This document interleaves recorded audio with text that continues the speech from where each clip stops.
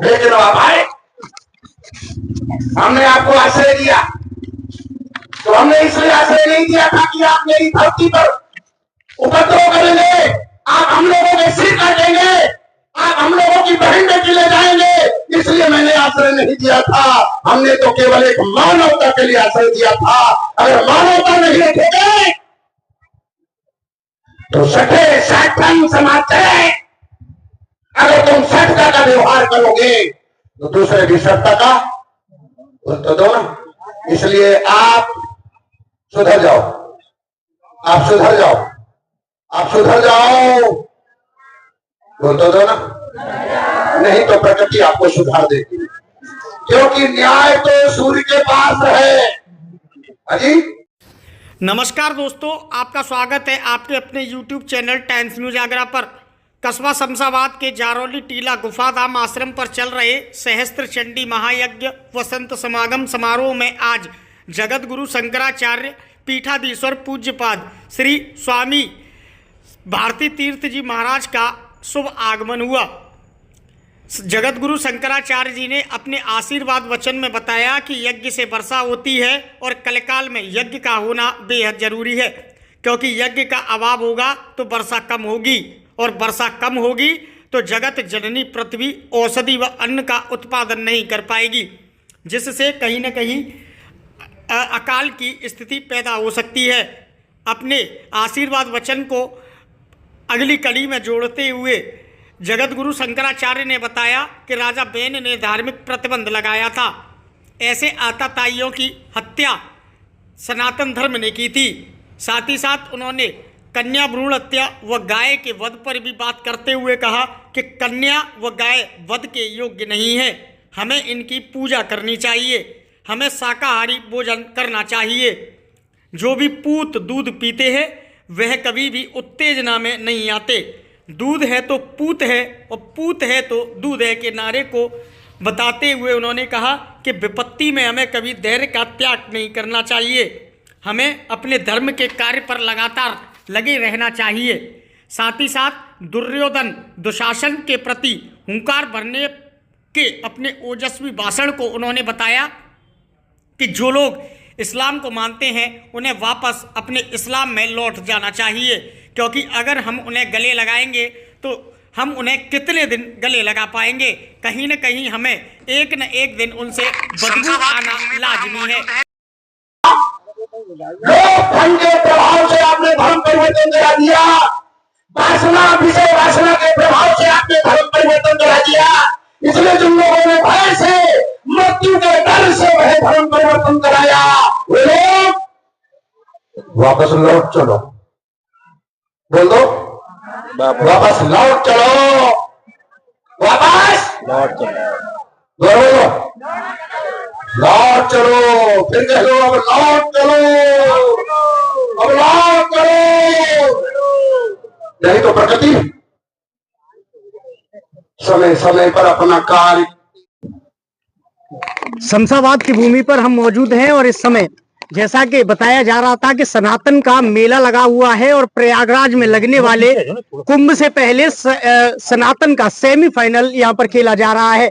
आज हमारे बीच में जगत गुरु श्री शंकराचार्य श्री स्वामी भारती तीर्थ जी महाराज पहुंचे हैं, जिन्होंने के ज्ञानानंद तीर्थ जी महाराज भानुपुर आवांतर ज्ञानानंद स्वामी श्री भारती तीर्थ जी महाराज पहुंचे हैं, जिन्होंने के एक बड़ा उद्घोष आज किया।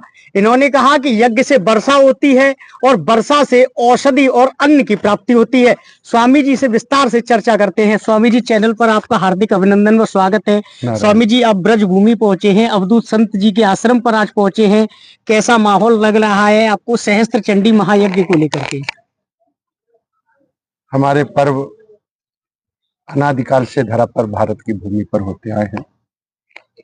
प्रतिपदा से लेकर के अमावस्या और शुक्ल पक्ष में प्रतिपदा से पूर्णिमा तक प्रत्येक तिथि उत्सवमयी है। और यहाँ सहस्त्र चंडी यज्ञ में मंदिरों में स्थापना के अवसर पर ये पावन आयोजन संपन्न हुआ और क्षेत्र की जनता को सनातन के इस पावन अनुष्ठान से आत्मिक आनंद की अनुभूति होगी। गुरुजी, आप लगातार अपने उद्बोधन में कह रहे थे कि दूध पियो, पूत दूध पीते हैं। आप दूध को लेकर के लगातार गायों की बात कह रहे थे कि दूध होगा तो गाय होंगी। हाँ, दूध पिएंगे सत्वगुण बढ़ेगा जी। मदिरा पियोगे तो तमोगुण बढ़ेगा और मदिरा पीने वालों की आयु कम हो जाती है, दूध पीने वालों की आयु बढ़ जाती है। जितने हिंसक प्राणी होते हैं उनकी प्रकृति ने उम्र कम की है। जो जंगल का सिंह होता है, नाहर होता है, उसकी आयु बोल दो प्यारे कम होती है। बोल दो प्यारे। इसलिए मांस खाओगे, मदिरा पियोगे तो जल्दी माटी में मिल जाओगे और दूध पियोगे, अन्न सेवन करोगे तो माटी पर क्रीड़ा करते रहोगे। दूध से नई ऊर्जा का संचार होता है गुरुजी। अनादि पद्धति है हमारे यहाँ। दुग्धाहार, अन्नाहार, फलाहार, शाकाहार, ये आहार सनातन में अनादिकाल से शास्त्रों ने, इनके लिए संतों ने, विद्वानों ने उद्घोष किया है। करें आहार शाक फल कंदा, सुमिरें ब्रह्म सच्चिदानंदा। और गुरुजी पता है और जी,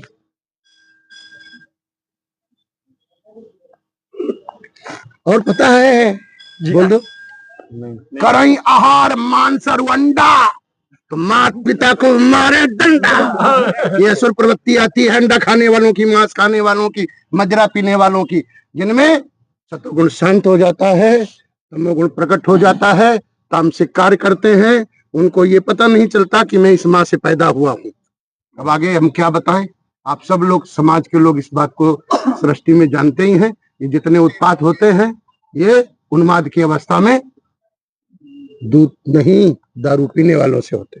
गुरुजी आखिरी सवाल, आप दुर्योधन और दुशासन की बात कर रहे थे। जी जी जी जी जी। गुरुजी, दुर्योधन दुशासन से क्या संदेश आप अपने भक्तों को देना चाह रहे थे, क्या कहना चाहते हैं आप?